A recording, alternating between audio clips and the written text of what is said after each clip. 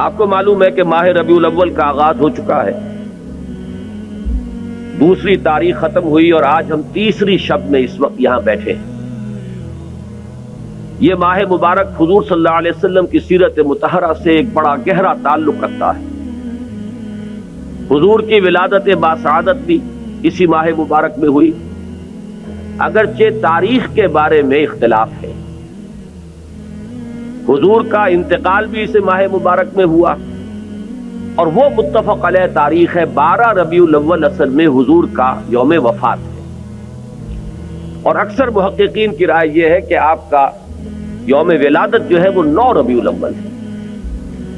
یہی وجہ ہے کہ مجھے یاد ہے کہ ہمارے بچپن میں اس دن کو جو لوگ کچھ تھوڑا بہت مناتے بھی تھے تو 12 وفات کے نام سے در حقیقت یہ نام یاد کیا جاتا تھا۔ حضور صلی اللہ علیہ وسلم کی وفات کا دن ہے، کچھ کھانا پکا کر کچھ غریبوں کو مساکین کو کھلانا، یہ در حقیقت چیز تھی کہ جو اب ہوتے ہوتے اس نے بہت ہی ایک دوسری صورت اختیار کر لی ہے۔ اب یہ ایک جشن بن گیا ہے اور ایک عید کا سا سما، بلکہ واقعہ یہ ہے کہ جو اصل 2 عیدیں ہیں وہ کہیں پیچھے چلی گئی ہیں، اور یہ جو 2 عیدیں ہم نے ایجاد کی ہیں، ایک عید میلاد النبی اور ایک عید استقلال، اگر ہم جائزہ لیں تو شاید یہ 2 جو ہے یہ زیادہ فور گراؤنڈ میں آ چکی ہیں۔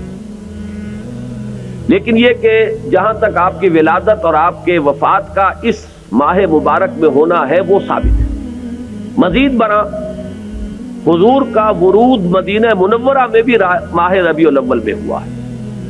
اس پہلو سے اگر اس ماہ مبارک میں ہم سیرت النبی کے مطالعے کا ایک خاص موضوع رکھیں، کسی تاریخ کے تعین کے بغیر اس مہینے کی مناسبت سے سیرت مطہرہ پر گفتگویں ہوں، غور و فکر ہو، اور اس میں بھی عملی پہلو سامنے ہو، اتباع کا جذبہ ہو، سمجھنا سمجھانا اس لیے ہو کہ اس پر عمل کرنا ہے، تو یقیناً یہ چیز ہمارے لیے بہت مفید ہوگی اور ہمارے بہت سے امراض کا شاید اس سے مداوع ہو سکے۔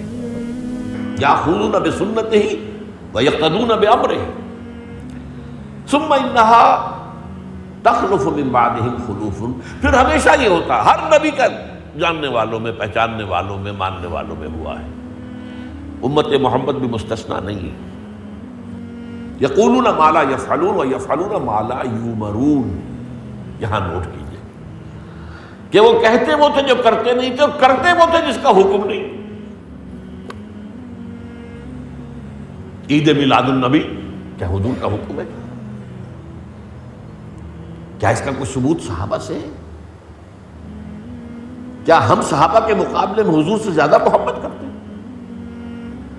لیکن تھا کہ معاملہ ما لا یؤمرون، جس چیز کا حکم ہوا نہیں اس پر عمل ہو رہا۔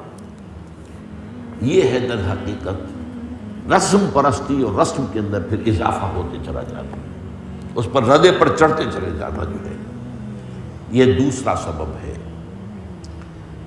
اور اس کا ایک نتیجہ جو نکلتا ہے وہ اسی پر بات ختم کروں گا، اگرچہ ایک اور حدیث جو ہے اس موضوع پر بہت اہم ہے۔ نتیجہ کیا نکلتا ہے؟ جہاں بدعت آئے گی سنت رخصت ہو جائے گی۔ اب نماز جنازہ کی وہ اہمیت نہیں ہوگی، نہ نماز جنازہ یاد کرنی ہے، نہ دعا یاد کرنی ہے، کچھ پتہ نہیں، جا کے کھڑے ہو گئے ہیں، وضو بھی ہے کہ نہیں ہے، لیکن قرآن خوانی میں تو جانا ہی جانا۔ یہ کیوں ہوتا ہے؟ ورنہ یہ کہ نماز کی اہمیت ہوتی، نماز جنازہ کی، آپ اگرچہ عربی نہیں آتی لیکن ترجمہ تو اس دعا کا یاد کر لینا کوئی مشکل کام نہیں ہے، تاکہ کھڑے ہوں دل سے دعا مانگے۔ تو جہاں بدعت آئے گی وہاں سنت جو ہے اس کی حیثیت کم ہو جائے گی، اس کا استخفاف ہوگا یا غائب ہو جائے گا۔